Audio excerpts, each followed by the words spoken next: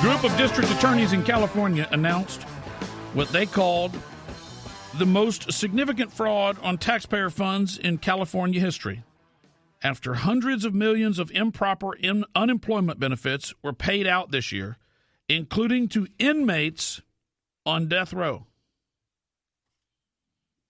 When the lockdown started, lawmakers wanted to make getting unemployment benefits as easy as they could. So they eliminated much of the red tape. And in their rush to deliver the handouts, hundreds of millions of dollars were wasted as thousands of California inmates applied for and received unemployment benefits in the form of prepaid debit cards. In most cases, the payments were sent in the form of prepaid debit cards to addresses designated on the applications, with the proceeds later deposited to inmate accounts in jail and prisons, but in some, the benefits were sent directly to the institutions. The New York Times reports that among the named beneficiaries, Cary Stayner, a serial killer who murdered 4 women near Yosemite National Park in 1999, he got unemployment benefits. Wayne Ford, serial killer, confessed to at least 4 murders in 97 and 98 in Northern California. Scott Peterson, convicted in 2004 of the murder of his pregnant wife, Lacey. Man, that's been 16 years ago. Remember what a big deal that case was? Isaro Aguirre, who, with his girlfriend, tortured and murdered her 8-year-old son, Gabriel Fernandez, in 2013 in Palmdale, California. The 35,000-plus payments sent out in the name of state prisoners alone totaled more than $140 million between March and August, with nearly $500,000 dispersed in the names of 133 death row inmates. Among the largest, a claim for $19,676 dispersed in the name of a death row inmate, and another for $48,600 in the name of another felon. Prosecutors believe the total fraud could total nearly $1 billion. Kern County District Attorney Cynthia Zimmer, whose district has 5 prisons, the most of any county in California, called the scope of the scams shocking. Zimmer said her office had found about $16 million in allegedly fraudulent claims in her county alone. She says, "I've been a prosecutor for 36 years. I have never seen fraud of this magnitude." How about that? Makes you feel good, doesn't it? Hard at work. Look at your check. Look at what you made. Look at what they took out. Complain that the government's taking too much out. Aren't you willing to share? Aren't you willing to give back? Government is inefficient. Get government off the backs of the people, and you don't have to take money to give it back. Because when government takes money from you and gives a little bit back, but you support the programs because you get a little bit back, just remember, they're also giving money to everybody else that didn't pay in. Tracy, you're on the Michael Berry Show. Go ahead. Tracy, you're on the Michael Berry Show. Go ahead. Hi, I was just calling in to comment on your John Roberts story. Yes. And, it is, believed that he adopted his 2 kids from Ireland, but Irish law prohibits adoption to non-residents, and it doesn't permit the private adoptions. If you do that, you have to go through a public company. And it's been proven that he adopted his kids from a Latin country, Brazil, which has lax adoption laws, and money talks and gets things done. And basically that's kind of what they have on him, the Democrats and the corrupt people. And if they basically say that, yes, he adopted his children illegally, some believe it's through a trafficking agency, that's what they're holding over his head, and they can end up sending his kids back to Ireland. And there's several people that know this. in government. Okay. That's my comment. I and have people can no go idea. do research on.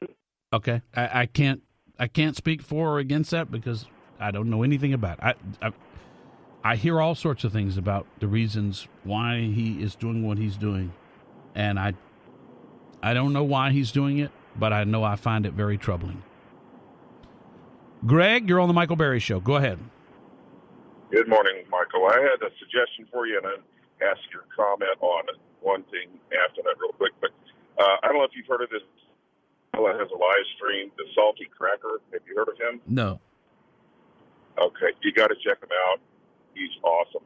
He's in line with everything that the listeners of the show believe in. He just goes about it a little bit differently, a lot more aggressively, and he's hilarious. And maybe a little profane for the more sensitive ears, but I think you would like it, and he's very insightful. The other thing, he'd be a great interview, my point. Check him out. The other thing, they're not getting a whole lot of attention, but Lieutenant General, 3-star General McInerney was talking about a few of the things going on behind the scenes.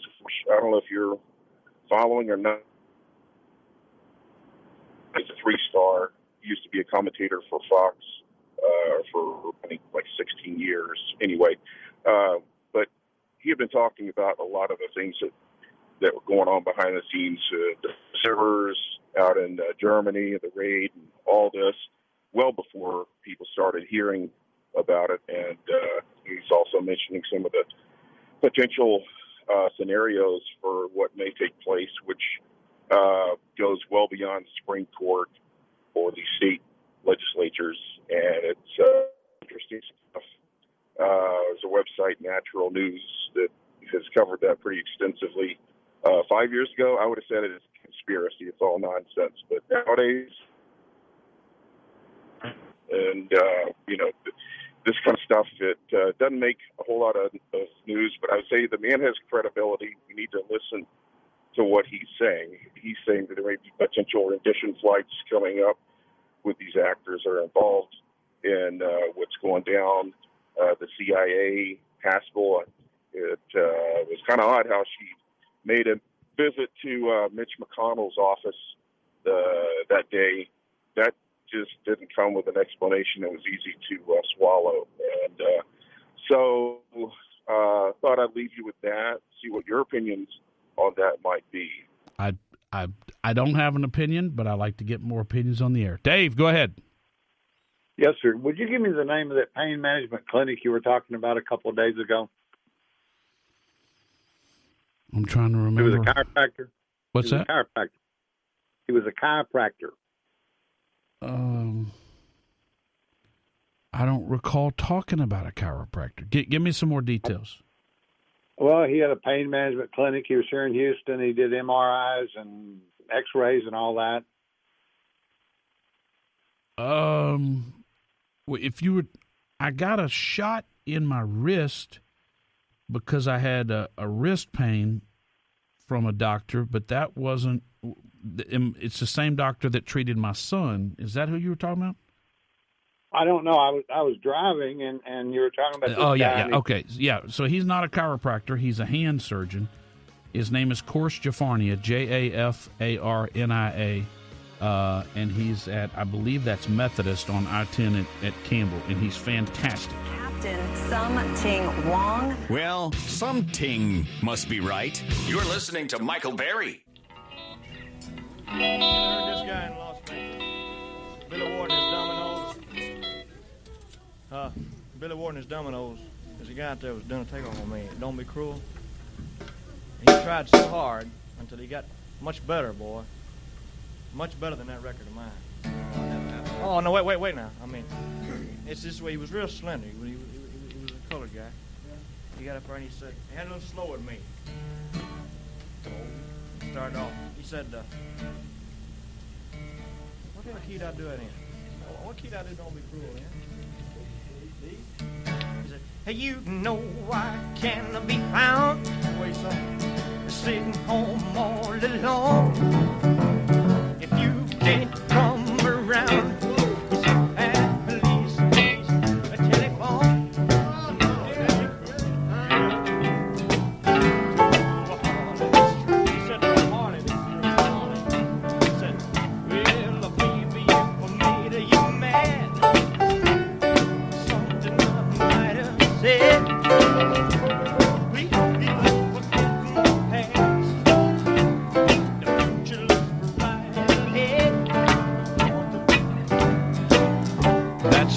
actual jam session on this day in 1956 at Sun Studio in Memphis, where Elvis, Carl Perkins, and Jerry Lee Lewis jammed for a few tunes. Johnny Cash would show up later to get in the picture and complete what would become known as the $1 Million Quartet. Ooh, Sam Phillips deserves some credit, doesn't he? He was on to something special right there. I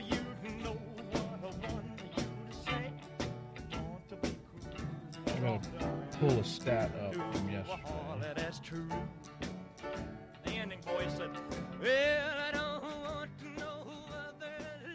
70 Houstonians have been killed this year by persons out on other felony bonds. But listen to this. Harris County has 35,861 felonies pending as of September. That's not a typo. I went back and checked. 35,861 felonies pending. Almost every single one of them is out walking the streets right now and committing other felonies, including murder. We've got judges on the Harris County courts who were swept in with the big Democrat sweep, and they showed up with the intention of letting people go. 35,861 of them. And you would never know about it unless it comes into your neighborhood. Most of the crimes they commit will be committed in poor Black and poor Hispanic neighborhoods. The neighborhoods that Sylvester Turner carried. The neighborhoods in Sheila Jackson Lee's district. The neighborhoods in the parts of town that vote for Lena Hidalgo, the Comandante. Those people will be visited by violent felons who by all rights should be in jail and on their way to prison, but aren't. Is that helping the community? The day after Thanksgiving was the fourth highest single-day gun sales in American history. Sad, but even police officers who've made these 35,861 felony arrests will tell you, arm yourself because we can't get there fast enough. They are walking the streets. And you know, if they were to attack Kim Ogg's family or these judges, their families, I bet you they'd have a real different opinion, wouldn't they? I bet if they lived in a neighborhood where Pookie, who's arrested for murder, got a rap sheet a mile long, and was released on a PR bond, which basically means personal reconnaissance. Let me tell you something. Let me put this into perspective, how bad this is.